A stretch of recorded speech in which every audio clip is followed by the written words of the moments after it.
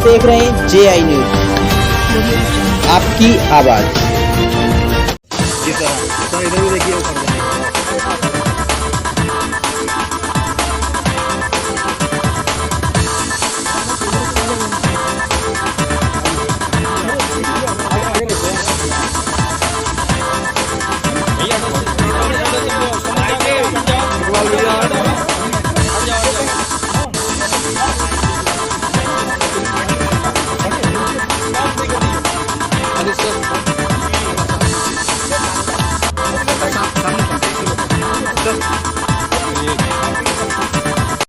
बाघ होते थे और उनपे जाके बाघ में जाके जो है पेड़ों से आम तोड़ते थे।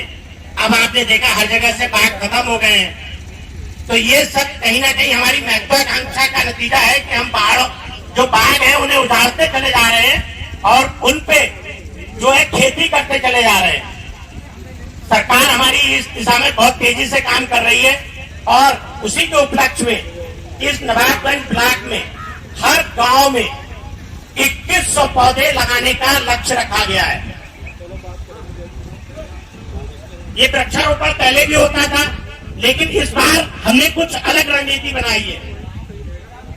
जो 2100 पौधे हमें मिल रहे हैं, तो गांव में हमने हर किसी को जिम्मेदारी बांटी है। जैसे गांव में प्राथमिक विद्यालय है, तो ये उस कॉलेज का जो टीचर है, ये उनकी जिम्मेदारी है कि उस विद्यालय में जितने पौधे लगे वो जीवित रहने चाहिए।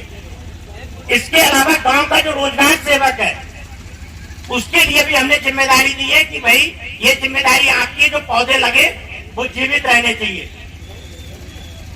जो पंचायत सहायक है, उसको भी जिम्मेदारी दी है। दूसरी चीज, हमने हर गांव के प्रधान को ये कहा है कि उन पेड़ों को जीवित रखने के लिए आप 2 कर्मचारी लगाएं और उसका रोज का वेतन जो है मनरेगा से निकलेगा। पहले क्या होता था, वहां से नर्सरी से पौधे उठाते थे प्रधान, आधे रास्ते में फेंक देते थे, आधे पहुंचते थे और उनकी भी देखभाल नहीं हो पाती थी। लेकिन इस बार मॉनिटरिंग हम करेंगे कि ज्यादा से ज्यादा पौधे लगे और वो जीवित रहे। ये पेड़ बहुत महत्व है। ये हमें पता है कैसे समझ में आया। अभी जब पहले कोरोना काल फैला